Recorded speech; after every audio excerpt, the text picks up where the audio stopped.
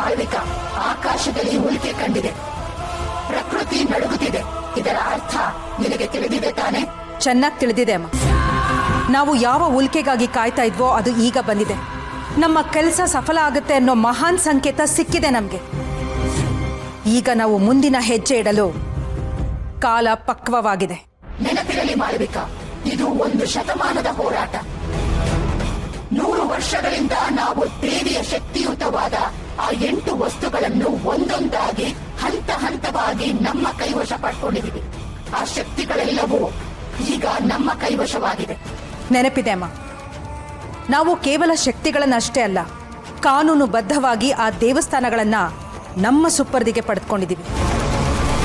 ನಾನೀಗ ಆ ದೇವಸ್ಥಾನದ ಹತ್ತಿರ ಹೋಗಲು ಯಾರ ಅಡೆತಡೆಯೂ ಇಲ್ಲ, ಯಾರು ನನ್ನ ಪ್ರಶ್ನಿಸುವಂತಿಲ್ಲ. ನಾವು ನಮ್ಮ ಕರಾಳ ವಿಧಿವಿಧಾನಗಳನ್ನ ನಡೆಸೋಕೆ ಈಗ ರಾಜಮಾರ್ಗವೇ ತೆರೆದಿದೆ. ಆದರೆ ಶ್ರೀಚಕ್ರ ಅದು ಸಿಗದ ಹೊರತು ನಮ್ಮ ಈ 100 ವರ್ಷಗಳ ತಪಸ್ಸು ಪೂರ್ಣವಾಗುವುದಿಲ್ಲ. ನೆನಪಿರಲಿ, ಎಲ್ಲ ವಸ್ತುಗಳಿಗಿಂತ ಆ ಶ್ರೀಚಕ್ರ ಅತಿ ಮುಖ್ಯವಾದದ್ದು. ಅದು ಸಿಗದಿದ್ದರೆ ಮಿಕ್ಕ 8 ವಸ್ತುಗಳು ಕೇವಲ ಕಲ್ಲುಗಳಷ್ಟೇ. ನೆನಪಿದೆ ಅಮ್ಮ. ಇಂದೇ ಡೌನ್ಲೋಡ್ ಮಾಡಿ ಮತ್ತು ನಿಮ್ಮ ನೆಚ್ಚಿನ ಶೋಗಳನ್ನ ಆನಂದಿಸಿ.